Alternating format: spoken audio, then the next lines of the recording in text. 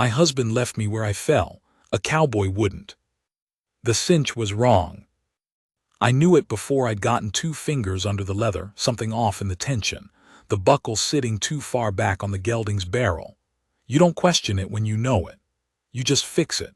So I crouched there in the gray light before first light, fingers working, the horse patient and still the way good horses are, and I wasn't thinking about much beyond getting that strap seated right. It was August, the desert still warm from the day before, the kind of warmth that doesn't leave just because the sun does. That's when I heard her. Not words at first, just a sound, something between a cough and a cry coming from the far side of the dry creek bed that ran along the south edge of my camp. I straightened up slow. The horse turned one ear that direction.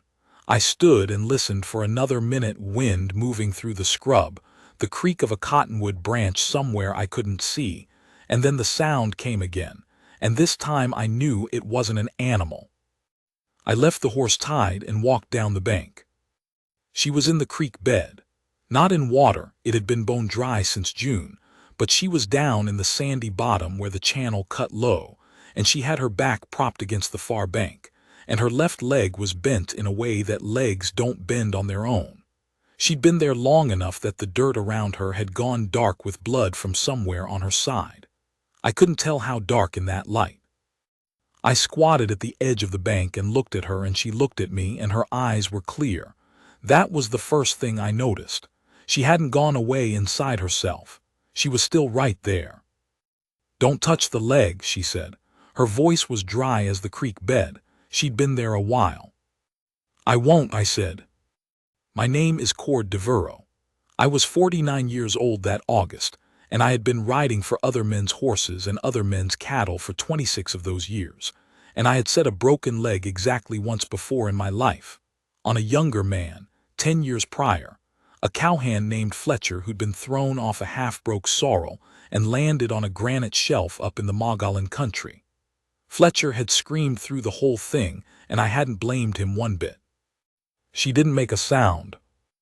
I splinted the leg with 2 straight branches from the cottonwood and the 4 strips of flannel I tore off the bottom of my bedroll, and I worked careful and I worked slow, and by the time I was done her hands had gone white where she was gripping the edge of the bank.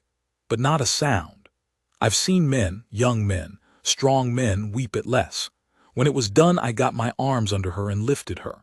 She let a short breath out through her teeth, just the one, and I carried her up the bank and into my camp.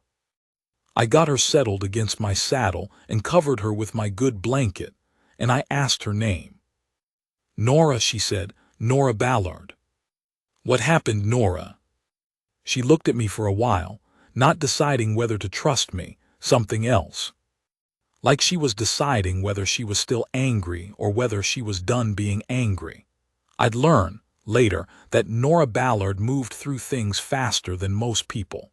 By the time she got through the door of something, she'd generally already figured out what was inside. "My husband was driving us west," she said, "in a wagon. Our wheel came off crossing the creek bed in the dark night before last. We went over on my side. Edwin, my husband, he couldn't right the wagon alone." She stopped. I didn't say anything. "He went for help," she said. "That was 2 nights ago." I looked at her. I let that sit there between us, what she'd said and what it meant, with what it meant being a simple arithmetic that I won't belabor. "2 nights," I said. "Yes." She said it flat. No tremor in it, no self-pity, no invitation for me to feel sorry for her. Just a fact, stated plainly, the way you state the weather. I noticed that. I looked at the leg, then I looked at the blood on her side. "I need to look at your side." "It's a gash from the wagon board. It stopped bleeding last night, I think." "I still need to look at it." She thought about it for a second. Then she turned her face away and gave me a small nod. The gash was bad, but Nora had been right. It had clotted. I cleaned it with water from my canteen and dressed it with the only thing I had near clean enough, which was a cotton undershirt I hadn't worn yet on this stretch. She didn't react to the cleaning. She didn't grip anything. She just sat there with her face turned away and her jaw set, which was the only way I could tell what it cost her. When I was done, I tied the dressing with what I had and sat back on my heels and looked at her. She turned her face back toward me. "Thank you," she said. "Don't need to," I said. I made a fire and boiled the last of my coffee and gave it to her. She wrapped both hands around the cup even though it wasn't cold anymore by that hour, held it for a long time before she drank. "He went for help," I said again. I wasn't being cruel. I was trying to understand the geometry of it, the distances, which direction a man would ride. "He said he'd be back by morning." The first morning, she meant. Maybe he got turned around. Maybe he went for a town and she stopped. Put the cup against her lips and drank. Then, maybe he didn't. That was all she said about Edwin Ballard for a long time. I want to be honest about who I was in the summer of 1884 because I think it matters for what happened after. I'm not trying to make myself more than I was, and I'm not trying to make myself less. I was 49, which is old enough to know yourself, so I'll just tell it plain. I wasn't a man with much to recommend himself. I had a horse, good horse, that chestnut gelding, a horse I'd paid for honestly with my own wages and taken proper care of, and a saddle and bedroll and the tools of the trade. I had been, at various points in my years, a cowhand, a drover on 2 cattle drives up from Texas that were long and hard and paid what they paid, a fence rider for a big outfit in New Mexico for 3 years running, and for about 8 months in my late 30s, a deputy in a small town in the territory that I won't name because the sheriff there was a bad man, and I'm not proud of the association. Before all that, I'd grown up on a small farm in Missouri that my father eventually lost to bank debt and bad luck in that order, which is how I'd ended up writing for other men. I'd been married once, briefly when I was 32.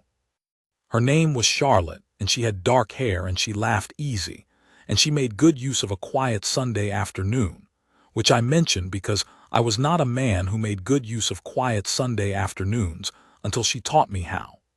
She died of fever in the winter of 1878, which was the worst winter I can remember in terms of cold and in terms of other things, and I will say only that her death took something out of me that never grew back. Not the capacity to care about things, I still cared, more like the belief that caring about things was a safe position to occupy. You open yourself up wide enough to love somebody and then she's gone, and what's left behind is not bitterness, exactly. More like a man who's learned to travel light, who's figured out how much he can afford to carry and what has to be left behind. I'd been drifting since Charlotte died, working, saving, spending, moving on, not running from anything exactly, more like not arriving anywhere. I wasn't unhappy, or at least I'd gotten good enough at not asking myself whether I was happy that the question had mostly stopped coming up. I'd learned to be a man who didn't need much, and there is its own kind of peace in that.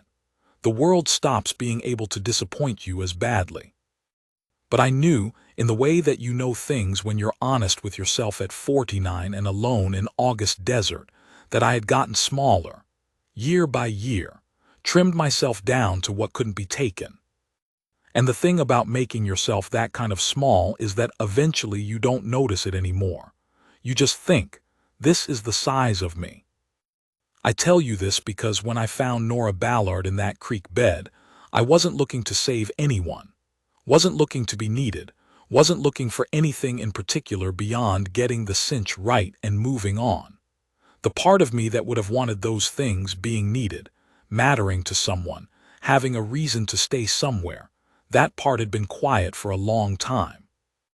I was a man crouching in a dry creek bed before sunup, fixing a splint with cottonwood branches, because there was a woman down there who needed one. That was the whole of it as I understood it that morning. I didn't think past that hour. I've thought about that since, the way something can start so small. She couldn't ride. That was plain from the start, and plainer once I'd gotten a better look at the leg in the growing daylight. It was a clean break through the lower bone. I'd felt the ends through the skin when I was splinting, which is a thing I'd rather not have felt, and putting her on a horse wasn't a possibility for weeks. The nearest thing I could call a town was Garfield's Crossing, a collection of buildings on a dry goods freighting route about 20 miles northeast. I knew the crossing because I'd passed through it 3 or 4 times over the years. I knew a man there, a freighter named Pat Sobieski, who sometimes let me sleep in his barn when I was passing through and never asked what I was doing or where I was going, which I appreciated in a man. The crossing also had, I knew, a woman who had been a nurse during the war, 20 years past, who people in that corner of the territory went to when the nearest actual doctor was too far. I didn't want to leave Nora alone again. That was the truth of it, plain and not complicated. She'd been left alone already, twice over, and the thought of riding away and leaving her, even with every intention of coming back, even knowing it was necessary, sat in my chest like a stone. But I needed supplies, a wagon or the materials to rig a travois. More food than I was carrying, which was 2 days' worth for one person and barely that. And the nurse, if the nurse would come. I told Nora what I was going to do. I told her I'd be back before dark. I looked at her when I said it. "You don't have to come back," she said. It wasn't an accusation. It wasn't resigned exactly. It was just a statement of the way the world had been working lately for her. A factual acknowledgement that men left and did not always return. "I'll be back before dark," I said again, and I looked at her until she heard it. I rode hard. Pat Sobieski was a big, quiet man from Poland who'd come over as a boy, and had the look of a man who'd spent 40 years doing whatever needed doing without complaint, and without particularly noticing that it was hard. He was outside his barn when I came through the gate, dust on everything, the gelding blowing hard from 20 miles at a pace the August heat didn't make easy, and he took one look at me and he didn't say good morning or ask where I'd come from. He just said, "What do you need?" I told him everything in about 4 sentences. He already had a flatbed wagon he wasn't using on a current haul, which was the luck of the thing. He started hitching it while I went to find Hannah Reese. Hannah Reese had been a nurse with the Army of the Cumberland, and she was 61 years old, and she had a face like a barn in February and hands that were steady as river stones. And she had been patching up the people in that corner of the territory for 2 decades without anyone telling her to, and without anyone paying her enough, which is the history of women like Hannah Reese everywhere. She took the $20 I offered her, which was everything I had in my left boot plus the emergency coin I kept sewn into my saddle flap, and she looked at the money, and then she looked at me, and then she packed a bag without another word and went out and climbed up on Pat's wagon seat like it was just another Tuesday. We were back at my camp before sundown. I had said I would be back before dark, and I was back before dark. Nora was where I'd left her. She dragged herself close enough to the fire to keep it going, had to have hurt like hell to drag that broken leg even 2 feet across the ground, and she had my spare coffee pot sitting on the coals with water boiling in it, because she'd spotted the tin of coffee near my kit, and she'd figured I'd be coming back road dusty and want it. I stood there for a second when I saw that, the coffee on the fire. It wasn't a grand thing. It was just a small true thing, and it got to me in a way I couldn't have explained to you right then. Not her surviving, I expected her to be alive, or I'd never have ridden back. The coffee, the fact of her thinking about it. Thinking about what I'd want when I got back. Hannah Reese looked the leg over with the thorough, unhurried attention of someone who had dealt with far worse under far less favorable conditions. She reset the brake, which made Nora go a color I'd rather not describe, but Nora gripped my hand. I'd offered it without thinking about offering it, just held it out and gripped it hard enough that the bones in my fingers pressed against each other, and still she didn't cry out. Hannah cleaned the side wound properly with things she'd brought in her bag and dressed it, and pronounced both injuries survivable in that flat, factual way that women who'd worked military hospitals had about them. Like survival, was an outcome to be noted and moved past rather than celebrated. Then Hannah said she had business in Garfield's Crossing for the next 2 weeks, and that I'd need to bring Nora in on the flatbed, and that she'd arrange a room. I looked at Nora. Up to you, I said. Nora was looking at the fire. There's a room above the feed store, Hannah said. Dorothea Marsh keeps it, clean enough. Give her somewhere to lie up while the bone knits. She can't stay out here on the ground. What about Edwin, Nora said, if he comes back here looking? She stopped herself. Nobody said anything. The fire cracked, the horse shifted weight, the desert went dark around us. If your husband comes back, I said, he'll see the camp gone and he'll ask at the crossing. It's the only settlement for 30 miles in any direction. He'll find you there. Nora nodded. It was a slow nod, a small one, the kind that doesn't mean yes quite. More like, that is a sentence that has been spoken and I have heard it and I am putting it somewhere I can look at later. We got her to Garfield's Crossing the next morning. Pat drove the wagon as gentle as 40 years of freighting could make a man drive it over desert trail, which is to say as gentle as the trail would permit, which at points was not very gentle. I rode alongside and stayed close on the bad sections where the road went rutted from a forgotten rain, and every jar would have been a separate thing to endure. She never asked us to slow down, never asked for anything at all, actually. She would take water when I handed it up. She'd accept the folded blanket I'd rolled under her leg to cushion it. But she never asked. At one bad stretch she had her eyes closed and her hand flat on the wagon boards and I could see the muscles in her jaw from the saddle. I said her name just to have her hear something. She opened her eyes and looked at me. I'm all right, she said. I nodded. We went on. The room above Dorothea Marsh's feed store was 8 by 10 feet with a window that faced west. Iron bed, rope slats, a mattress that was mostly honest, a washstand and a china pitcher. Dorothea Marsh was a brisk woman in her 50s who appeared to have opinions about a great many things but kept most of them to herself, which I respected.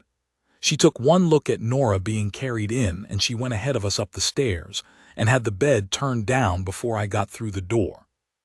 Hannah Reese set her up properly, medicine, dressings, a regime of what to eat and how much to move, which was not much yet, and told me she'd come mornings and evenings and that somebody ought to be there nights, in case the fever got up, because with broken bones it sometimes did.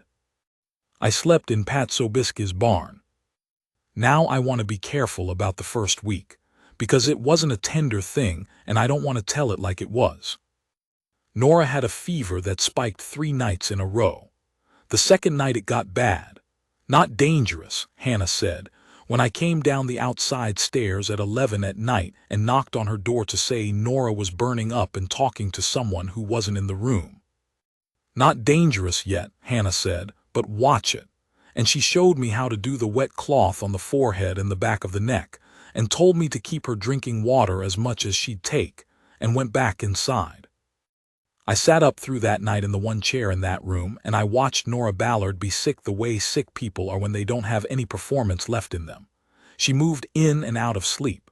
She talked sometimes, not to me mostly, though once she said my name, which I didn't know how to account for except that she'd been hearing my voice the last few days and it had probably worked its way in. I talked when she stirred, so she'd know someone was there. Nothing important, just things. I talked about the Mogollon country, which I'd loved from the years I'd worked there. The way the pines came up high and sudden, the cold, clear rivers, the way the light went at evening. I talked about a river I'd seen once in Colorado, south of Denver, that was so clear you could count rocks at the bottom from horseback, which I'd never seen water do before or since. I talked about a dog I'd had when I was 8 or 9, a yellow dog named Marshall that had been the best dog I'd ever known. And I hadn't thought about Marshall in probably 30 years, but he came to me that night easy as anything. Just things, the things you say into the dark when you're keeping watch. On the 3rd night the fever broke. She woke up proper at about 3 in the morning, clear-eyed and soaked through the sheets and hungry. Actually hungry, which Hannah had told me was a good sign. I went down and knocked on Dorothea Marsh's door, and Dorothea Marsh was awake. She was the kind of woman who seemed to always be awake, like waking was her natural state and sleeping a thing she did briefly out of obligation. And she gave me bread and a bowl of yesterday's beef stew without comment, and I brought it upstairs, and Nora ate it sitting up in the bed, eating like someone who'd come back from somewhere. "You've been here," she said, when the bowl was empty. "Mostly," I said. She looked at me. She was pale from the fever, dark under the eyes, hair tangled from 3 nights of hard, sick sleep. She looked at me the way she'd been looking at me since the creek bed, straight on, no hedging, not managing what showed in her face. Like looking at me was just the same as looking at anything else in the world, honestly and fully. "Why?" she said. I thought about it, didn't seem right to leave. She nodded slowly. Then, "You found me in that creek bed and you fixed my leg and rode 20 miles and brought the nurse and drove the wagon and you've been sitting in that chair for 3 nights. I don't know anything about you." "Not much to know," I said. "Your name is Cord Devereaux." "Yes." "Is there a Mrs. Devereaux?" "There was," I said. "She died long time ago." Nora was quiet a moment. "I'm sorry." "It was a long time ago," I said again. And then I didn't say anything else about Charlotte, and Nora heard that and didn't push at it, which was something else I noticed about her. She knew when a door was open and when it was only a wall painted to look like one. She looked at the window. It was dark out still, just the start of gray at the far edge of the sky. "Edwin is not coming back," she said. She said it like she was testing the words, weighing them, like she'd thought it 100 times and hadn't said it yet, and was seeing what it felt like to let it out in a room. "Could be he got into trouble himself," I said. "Could be," she said. "I don't think so. I think Edwin made a decision about what his life was going to be and who was going to be in it, and he made it while I was still down in that creek bed." She said it without heat, without tears, without the shake in the voice that would have been more than understandable. There was something far past anger in it, like she'd had 2 days in a dry creek bed to do her work on it and had come out the other side, not into forgiveness, not yet into grief, but into a clear-eyed place where facts were just facts. "I'm sorry," I said. "Don't be," she said. Then, "There's no child. I want you to know that. We were only 6 months married and there's no child, and whatever else he took with him when he rode away, he didn't take." She stopped herself, shook her head once. "I have a sister in Sacramento. That was where we were headed. I suppose that's still where I'm headed when this leg is ready." I nodded. We sat like that for a while. Outside, somewhere down the main street of Garfield's Crossing, a rooster started up before its time. Roosters do that. "You should sleep," she said. "You look like you've been awake for 3 days." "I'm all right." "You look terrible," she said. And something shifted in her face when she said it, not quite a smile, not yet, but the motion of one, the shadow of something warming up. The first time I'd seen it. I laughed. I don't know exactly where that came from. It just came up, easy and plain. It had been a while since I'd laughed, and it surprised me a little, the sound of it in that small room. "That's fair," I said.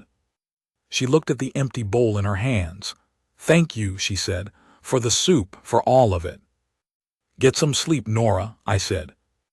I went downstairs and out to Pat's barn, and I lay down in the hay, and I looked at the barn ceiling for a long time before I slept. The middle weeks of September I want to tell carefully, because this is the part where the story could go wrong if I'm not honest about it. A man and a woman in a small space, with the man bringing meals and sitting evenings. I understand what that looks like, and I understand the shape a certain kind of story wants to take from here. I'm not going to tell it that way, because that wasn't what it was. Nora Ballard was a woman whose husband had left her broken in a ditch 8 weeks prior. She was not in any condition for anything beyond getting well and figuring out what her life was going to look like going forward, which was a substantial task on its own. And I was not. I am not now, and was not then, the kind of man who pushes at things that aren't offered. So I won't romanticize those weeks into something they weren't. What I will tell you is what they were. She was the most clear-eyed person I had ever spent sustained time with. She talked about things straight, didn't perform anything, didn't perform cheer or gratitude or stoicism or sorrow. If she was having a bad day with the pain, she would say so simply. Today is a bad day. If something I said struck her as wrong, she would say that too. She had opinions about everything, and she offered them without fanfare, like offering your opinion was just a normal human thing to do and not something to be coy about. About the land rights situation in the territory. About the way certain outfits ran cattle in a way that was killing the grass for the next generation of ranchers. About the story I told her of my 8 months as a deputy, and what she thought of a man who'd worked for someone he knew to be corrupt. She was not soft about that last one. You needed the work, I said, in the way of defending myself about a week in. You needed the work, she agreed, and it was wrong. I know it was wrong. Then say so. I said so. I said I wasn't proud of the association. That's not the same as saying it was wrong. I looked at her. She had her arms folded across her chest in the way she folded them when she'd made up her mind about something, which was a thing I was learning to recognize. It was wrong, I said. She nodded, all right. That was that. No gloating, no lingering on it, no returning to it later. The thing was said and done, and we moved on. She was like that. She didn't accumulate grievances. She dealt with each thing as it came and set it down and went on. It occurred to me somewhere in the second week that I had not been talked to like an adult in a very long time. Most people, meeting a drifting ranch hand of no particular standing, talked to him accordingly. Or didn't talk to him at all, which was also a way of saying something about what you were worth. Nora talked to me like what I thought mattered, like my history was worth knowing, which meant it was also worth being honest about, which meant it was real. Like the things that had happened to me, Charlotte, the territory, the years of making myself small enough to carry easy, like those things were real and had weight and were not embarrassing. That is a harder thing to explain than it sounds. I had spent years being a man nobody particularly thought about. Not disliked, not poorly treated, just unremarkable, in the way that drifters and hands for hire are unremarkable to the people who hire them and move on. Nora looked at the whole of my history, and she was interested in it, and she held me accountable to it, and she asked me questions about it. And the combination of those things did something to me that I find I'm still trying to find the right words for. Like a room in a house you'd thought was locked, and then someone tries the handle and it opens. There were afternoons that were almost ordinary. I'd bring food up, she had more appetite as the weeks went, which Hannah said was good, the body repairing itself, and she'd eat and we'd talk. Or she'd be reading and I'd sit quiet in my chair, and we'd be in the same room without needing to fill it with noise. She read the way she did everything else, directly and with full attention, and when something was interesting she would read me the passage, not performing it, just, here, listen to this. And I would listen. One afternoon toward the end of the second week, I came up with food to find her crying. Not weeping, not making any sound with it, just sitting there with the book closed in her lap and tears running down her face, which she didn't bother to hide when I came in and didn't make any explanation for. I set down the tray. I sat in the chair. I didn't ask about it and I didn't try to fix it. After a while it stopped. She picked up the book. We ate. Later that evening, when I was getting up to leave, she said, "Thank you for not asking." "Nothing to ask," I said. She looked at me. Edwin always needed to know why, needed it explained, needed to understand what he was supposed to do about it. "Nothing to do about it," I said. "No," she said, "nothing to do, just be there." She paused. "You're good at being there." I didn't know what to say to that either, so I said good night and went down to the barn and lay in the hay thinking about it for a long time. I had not known I was good at being there. I had thought of myself, for 6 years, as a man who was notably not there, always moving, always between places, always the next county over from anywhere that required him to be present for more than a season. Being called good at the exact opposite of that was a thing I needed to sit with. It seemed possible, lying there in Pat Sobieski's hay, that the man I'd been for 6 years was not the whole of who I was, that I'd trimmed myself down past what needed trimming.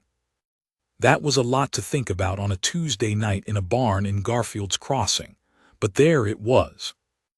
I had not lived with someone, with the daily texture of someone, since Charlotte. I had not noticed how much I missed it until it was there again. There was an afternoon in the 3rd week. I'd come up in the early evening with supper from the cook at the Crossing's one eating establishment, proper food for once, not just bread and broth. The man had made something with venison and root vegetables that was better than it had any right to be. And when I came through the door, Nora was sitting up in the bed with a book open in her lap, and the last good light coming through the west window at a low angle, and she had her hair down. She'd managed to wash it from the basin, which given the leg must have been an exercise in awkward determination, and it was spread out drying over her shoulders, dark and still a little damp, and the light was going through it. She looked up when I came in. I put the tray on the small table near the door, and I didn't say anything for a moment. Not because of what the light did, not because of the hair. Just the sight of her there, reading, present, alive and visibly getting stronger, and the room that had been nothing but a sick room 2 weeks ago now having the feel of a place where someone lived, where someone was. I don't know exactly how to say it. It hit me somewhere I wasn't expecting to be hit. "You look like you've seen something," she said. "I'm fine," I said. She watched me set out the food, cord. "Yes. What are you going to do when I'm well enough to travel?" I'd been going around this question for days. There's a kind of thinking you do around the outside edges of a thing rather than straight at it, which I had been doing. She asked it straight. "Haven't decided," I said. "Because there's no reason you have to stay until then. You've done more than—" She stopped, started again. "You've done more than anyone has any right to expect. I have Hannah. Pat Sobieski checks in. Dorothea is right downstairs." "I know that," I said. "Then why are you still here?" I sat down in the chair beside the table. The chair I always sat in, because after a few weeks in a place you always sit in the same chair. I looked at the food. Then I looked at her. "Because I don't want to leave," I said, which was the plainest I could put it and was also exactly true.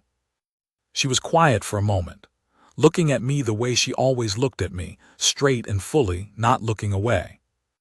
"I don't want you to leave," she said. And she said it simply, without any performance of coyness or uncertainty or the kind of careful hedging that would have been understandable. Just, "I don't want you to leave," like it was a fact she'd noticed and was stating. I nodded. "Good," I said. "We ate, that was all. We ate and she told me about the natural history book. Apparently there was a mountain formation in the Colorado Plateau whose geology she found genuinely astonishing. And I told her about a place I'd seen in that country that sounded like what she was describing, and we talked about whether I was misremembering it or whether she was misreading it, which was a comfortable argument to have. I walked back to Pat's barn that night in the dark, with the stars coming out thick over the desert and something moving in my chest that I had to take inventory of carefully. Not excitement, not exactly. Something more structural. Like a wall you'd been leaning on for years had shifted and was giving your weight back to you. Like being asked to stand up straight after a long time stooping. I lay in the hay and I looked at the barn ceiling and I thought, you are a 49-year-old man with a horse and a bedroll and some accumulated skill at things nobody writes poems about. Don't make more of this than it is. I thought that, and then I thought about the coffee on the fire. She walked on her own for the first time on the 19th of September. Hannah Reese had made a crutch from a good hickory branch, properly fitted, padded at the armpit with wrapped cloth. Nora had been after her about it for a week because lying in that bed was starting to cost her something. I could see it, not the pain, which she managed, but the stillness. Nora Ballard was not a still woman by nature. Hannah brought the crutch on the afternoon of the 18th and showed her how to use it and told her to practice with me in the room in case she went down. We practiced for about 20 minutes, me walking alongside her like a man half expecting a fence rail to fall on him, and she did all right. Not great, the leg was not ready for much, but she did all right. On the morning of the 19th, I came up with coffee, and she was standing at the window. She'd gotten herself up before I arrived and made it across the room on her own on the crutch, and she was standing there looking out at the main street below with one hand on the window frame and one hand on the crutch grip, and she had her back to me, but she turned around when she heard the door. She was flushed from the effort, and the leg was trembling a little from holding the weight, and something in her face that I hadn't seen quite before, or maybe hadn't recognized before. Pride, plainly. The real kind. The kind that's private and not asking for anything. "Look at that," I said. "It hurts like the devil," she said. "I don't care." "You shouldn't care," I said. She made it back to the bed under her own power, slow and careful, and she sat on the edge of it instead of lying back down, which she'd been doing for a couple of days when the back got tired of lying. I put the coffee on the table. She reached for it, and my hand and her hand were close for a second, and she looked at me. "A month ago," she said. "Yes. I was in a dry creek bed. I remember. You said you'd be back before dark. I was back before dark." She looked at me, the full look, and something settled in her face, something that had been working its way towards settlement for a while and was now there. She smiled, not the shadow of one. The real thing, full and warm and plainly meant for me, and it was the first full real smile I'd seen from her, and it did what it did. I had done a lot of things in my life that I'd been good at, and most of them were unglamorous and useful. I could read cattle and weather and country. I could fix most things that broke on a trail. I could stay calm in a situation that called for calm, which was a more useful quality than most people appreciated until they needed it. I had worked hard and honestly for 26 years for men who mostly forgot my name by the next season. Not once in those years had anyone looked at me the way Nora Ballard looked at me that morning. Like I was someone who could be counted on. Like that was not an ordinary thing, not a baseline, not a minimum expectation. Like it was something she had been taking count of, and had come to a conclusion about, and was now looking at me straight and letting me see that conclusion.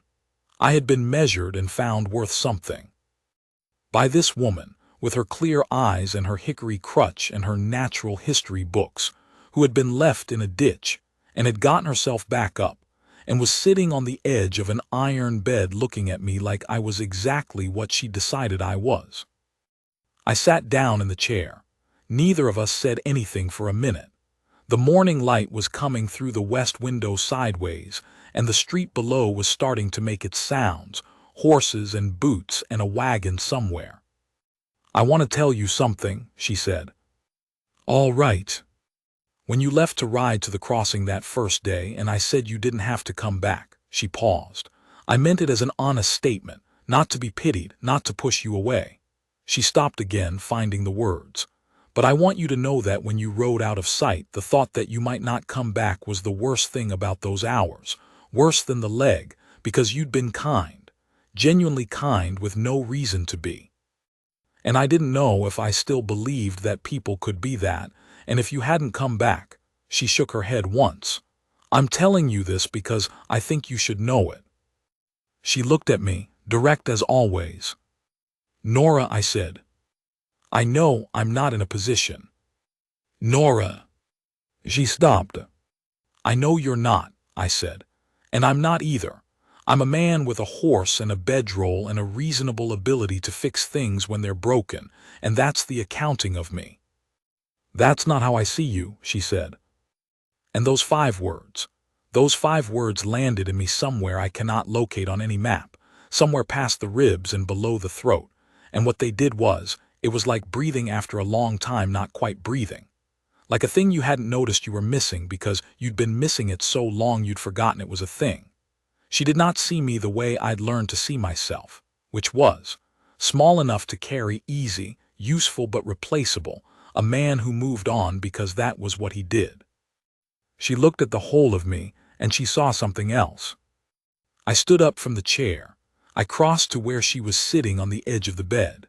I went down on one knee so we were level, which I did because I'm a tall man, and talking up at her from the floor felt wrong, and talking down felt wrong, and level felt right.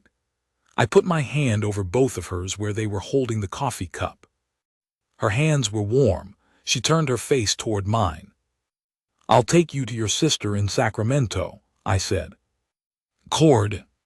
When you're ready, whenever you're ready. I'll get us a proper rig, a wagon, a good canvas top. I know the trail west. I've done parts of it before." "That's not why I said what I said," she said.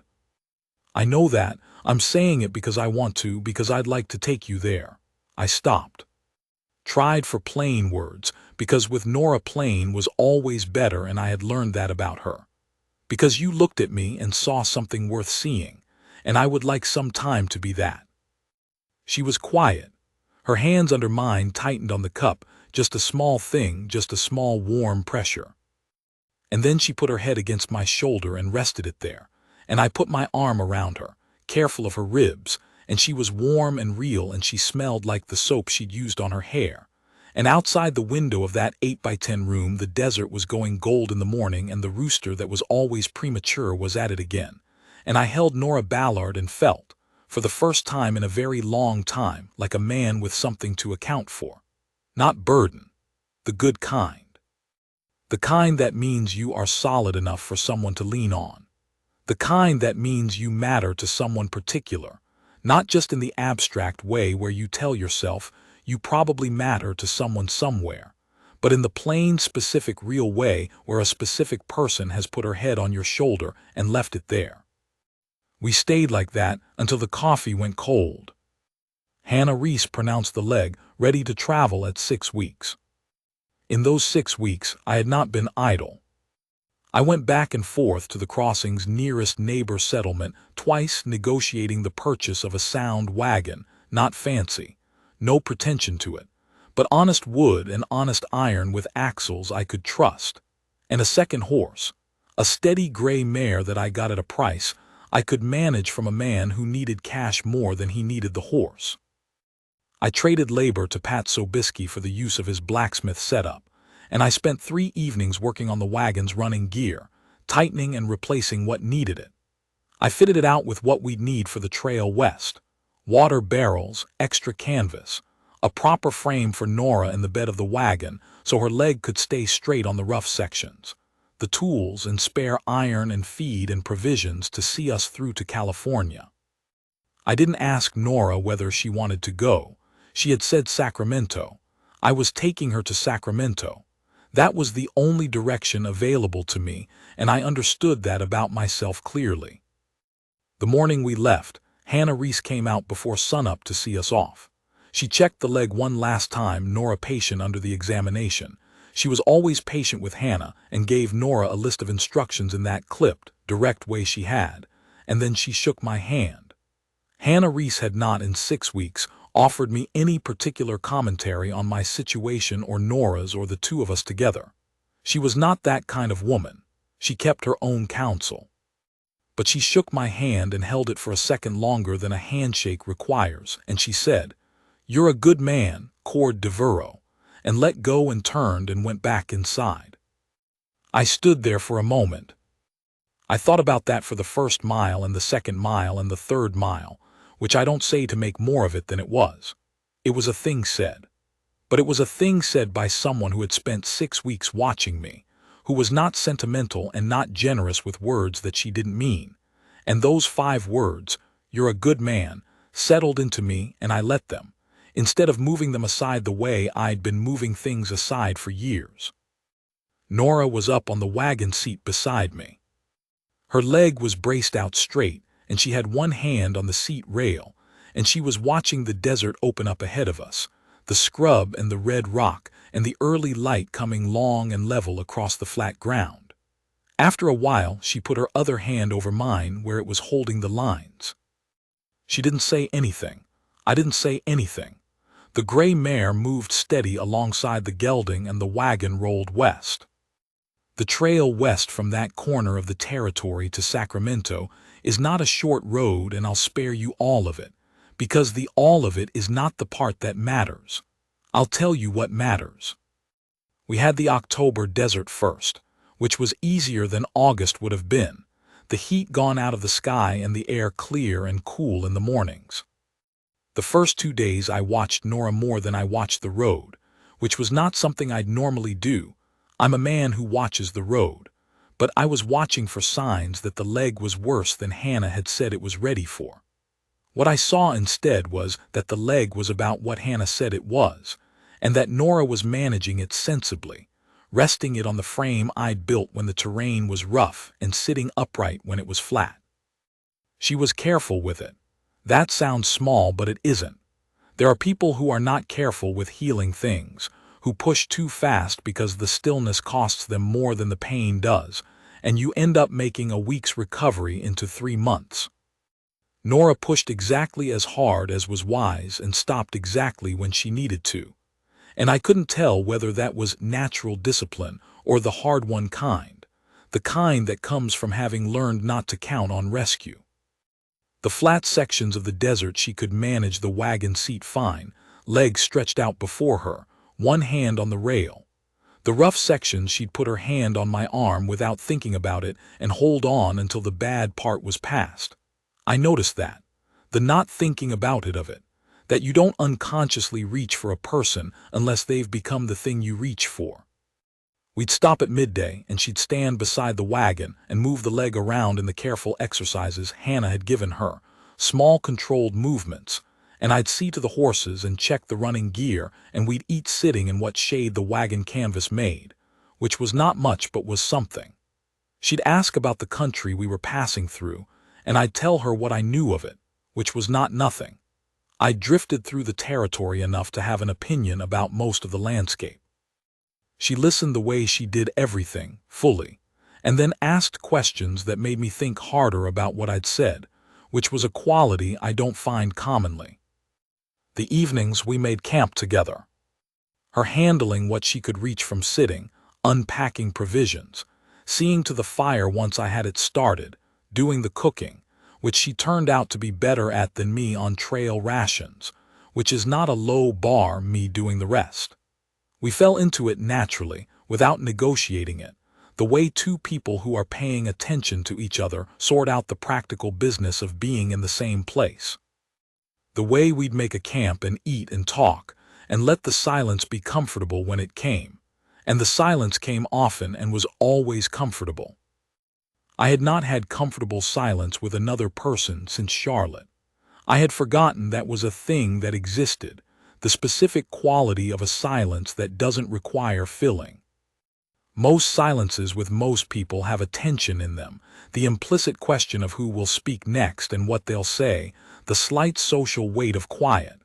This was not that. This was just two people, a fire going down, the desert cooling off, and no particular need to be anywhere other than right here. The gray mare turned out to be a good investment. Steady on rough ground, easy keeper, got along with the gelding without drama. I paid attention to her, because a horse that's holding up well on a long haul is information, and this one was holding up well. Nora noticed me watching her one morning while I was looking the mare over, and she said, "You talk to the horses when you think I'm not listening." "I don't talk to them," I said. "You do. You say things like 'all right then,' and 'here we go' when you're checking their feet. That's not talking to them, that's just," I stopped, "that's just saying things." She looked at me, then she looked at the mare. "What do you say to them?" I thought about it. "Whatever I'm about to do next, so they know." She nodded slowly, like that was a piece of information she was filing. "You're considerate of animals," she said. "It's just good sense," I said.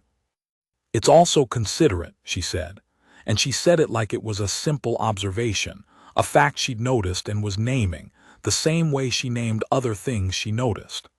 I was learning that Nora said the good things as plainly as the hard things. She didn't make a ceremony of either one. She just said what was true. I didn't know how to respond to being called considerate, so I checked the mare's other front foot. In Nevada, we had 2 days of cold rain. Late October, the kind of cold that comes in under everything, and the road went to mud that would have sucked a wagon wheel down to the axle.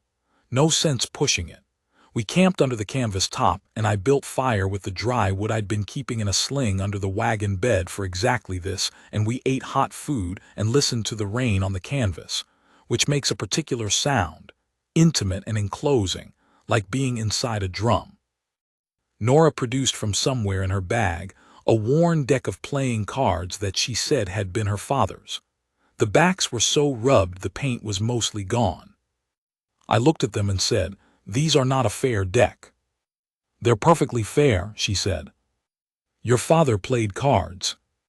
"My father won at cards," she said, which was not the same thing, and we both knew it. "We played euchre for 4 nights running, and she beat me every night. Not close. I mean, she beat me convincingly and without what I would call excessive mercy.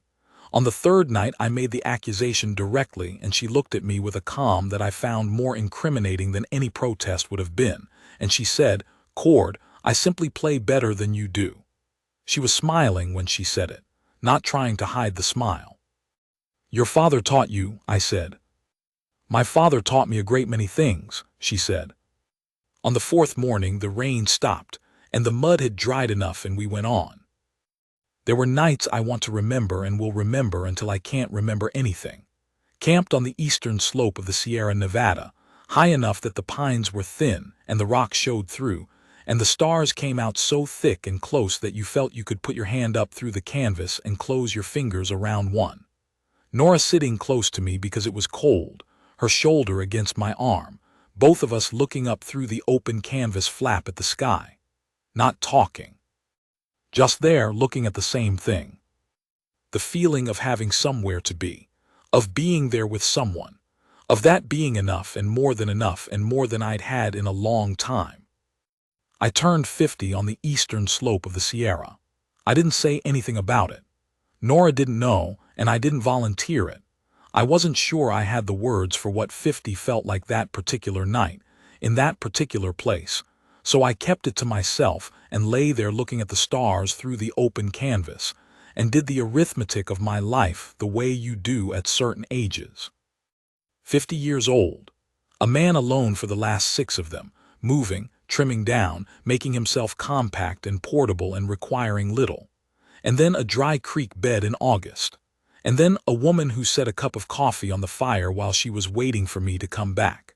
And then 3 weeks in a small room and a hickory crutch and a deck of cards that was probably crooked. And then this, the Sierra, a canvas roof, her shoulder warm against my arm. I thought about Charlotte. I thought she would have liked Nora. They were not alike, the two of them. Charlotte was softer, easier to tip off balance, more given to the kind of sentiment that shows itself openly, but they were alike in the thing that had always mattered most to me, which was simply that they meant what they said. Charlotte had always meant what she said. Nora meant what she said.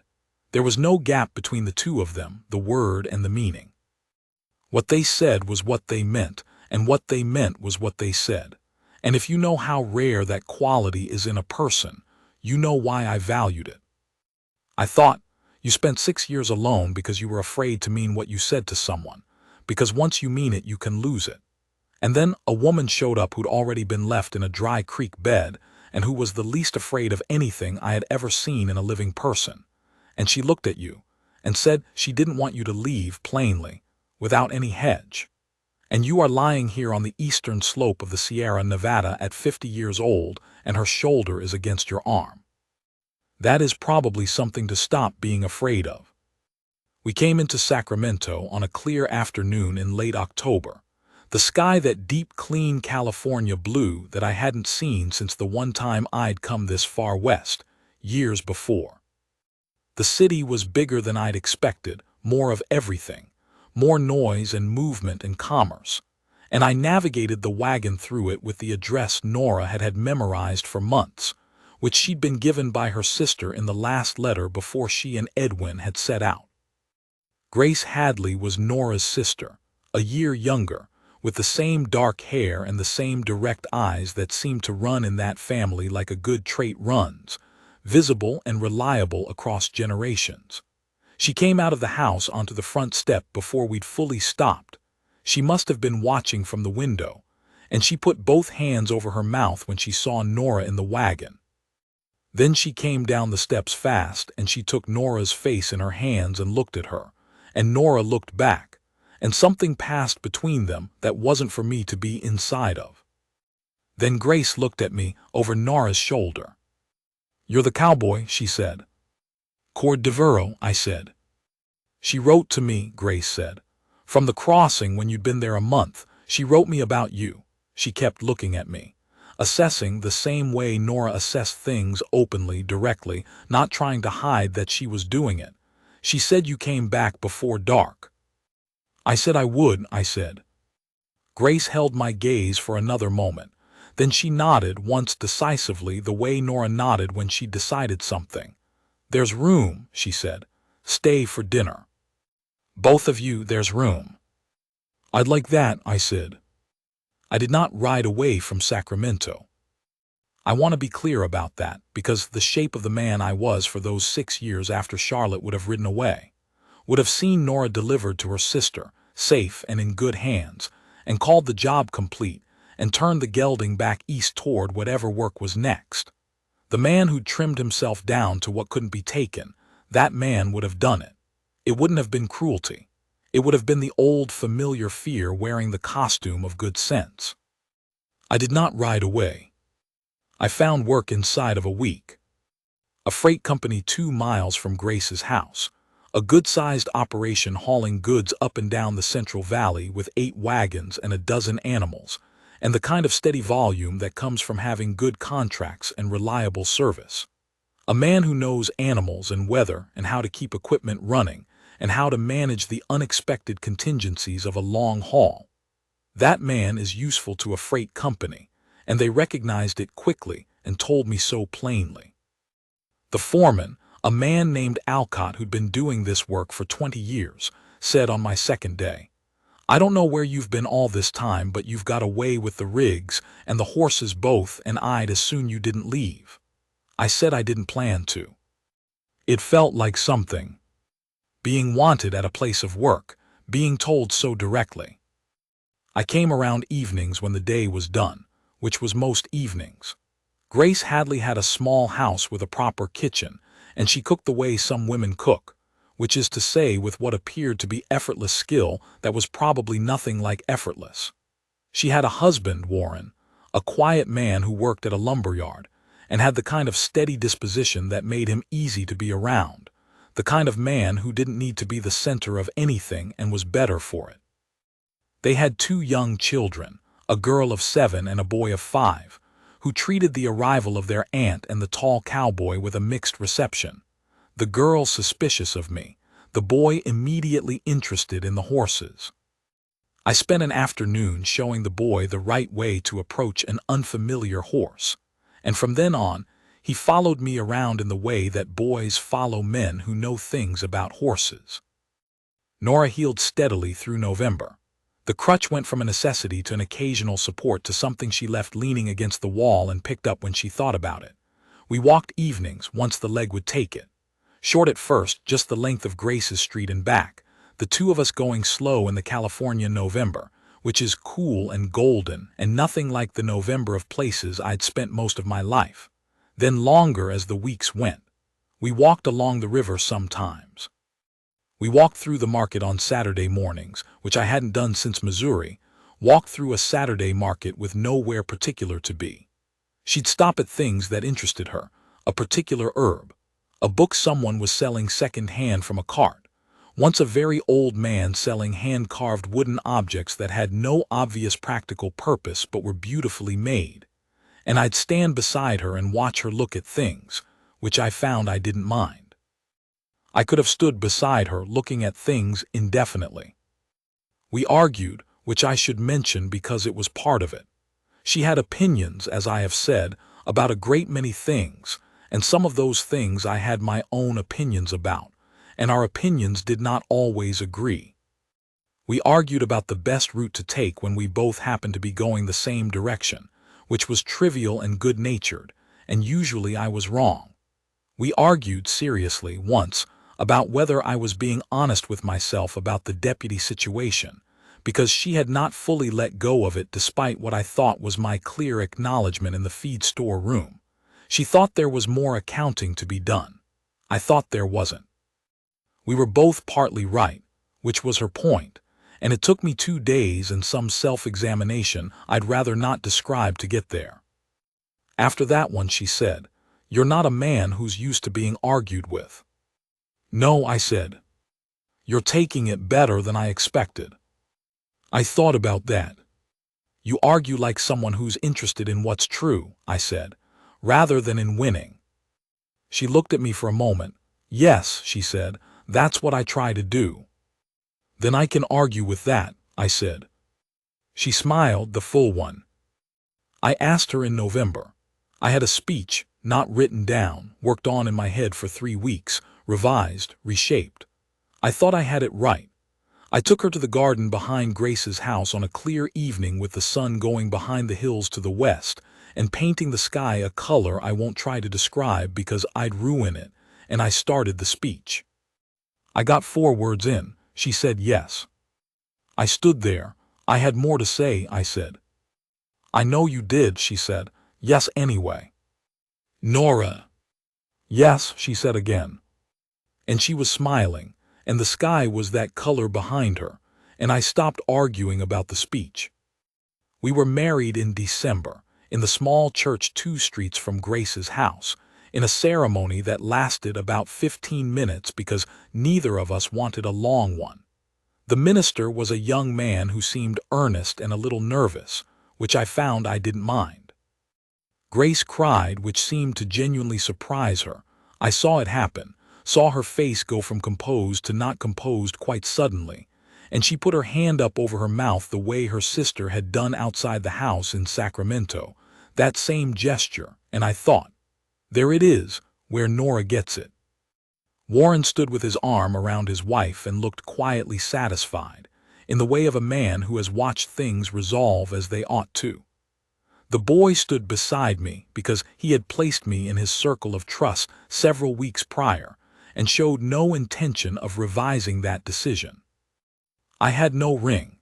I had said this to Nora, standing in the garden in November with the sky going orange behind her, and she had said she didn't care, and because she said what she meant I believed her and stopped arguing it.